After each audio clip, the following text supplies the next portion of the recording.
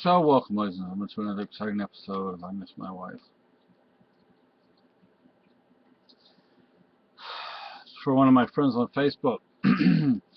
Actually, the other day, I saw this guy. He had a baseball cap and it had a flat top on it. And I was like, oh, so you are, what did you do on it? He was a stoker. He said, well, it was great in the wintertime because, you're in the engine, the engine room and there's the heat. The summertime, it's HELL.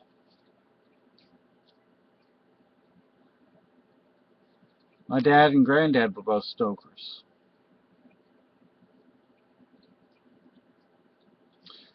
So what I wanted to say was, I don't know how old I was. I was quite young at the time. I asked my mom, why does dad, why does my dad, why does my dad have so many teeth missing? And she said, well, you go ask him. So I asked my dad. And basically my dad said, I grew up rough. I don't want you to live the life that I've lived.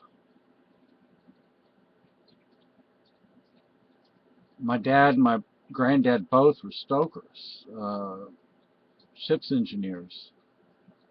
And back in the day, I mean, from what I can understand now, it's not like it was back in the day. My dad lost his teeth because it was a tough job.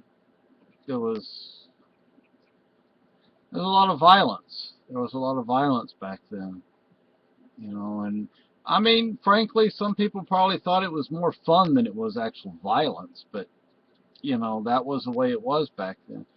My uncle Alf was a longshoreman. My dad and granddad were merchant marine, or as they say in Canada, merchant navy, because that's what they were from Canada. Well, my granddad was from Europe, but my dad was from Canada, and they both worked under the Canadian flag. And I've long time ago, long time ago. Miss my wife so much.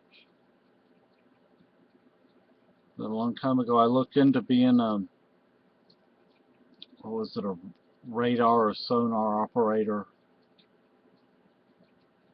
I was in Texas at the time. I could have gone to Galveston and taken the classes.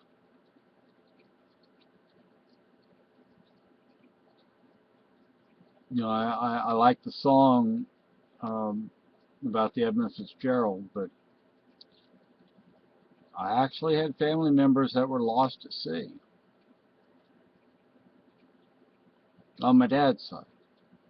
It's interesting because my dad's side, and Maggie and John are over there in Tia's chair. My dad's side, I had three family members that were members of the San Patricios, the St. Patrick's Brigade in Mexico. Family members that died at sea, lost at sea. At least one went overboard and wasn't rescued.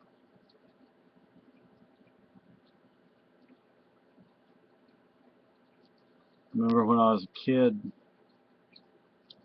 my dad would take me on the boats and the ships.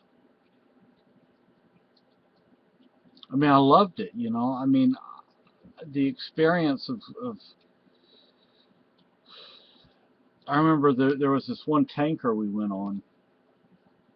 There was nothing in the tanks except people. People literally lived where there would otherwise be oil or water or gas or whatever. People actually lived there. They lived there. It wasn't that they were just on holidays or traveling or whatever.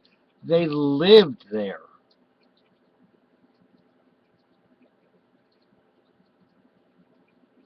I remember taking, for those who know the landing craft that were used in World War II to land on Iwo Jima, Okinawa, France. We took these landing craft just to go places. Just to go places. These were flat-bottom craft, boats. Definitely weren't ships. Ships would have been the tankers. And people lived inside of those things. They lived there. They weren't just traveling. They lived, literally lived inside of these tankers. Other people were traveling, going from place to place.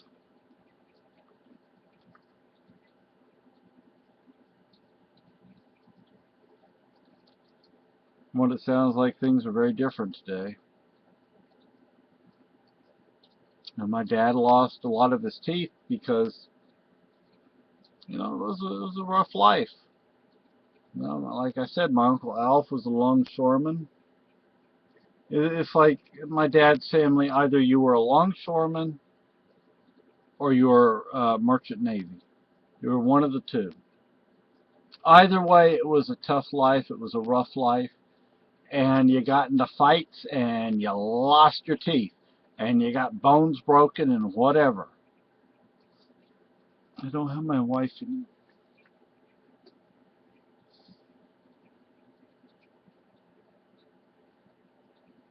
Anyway, unless things have changed.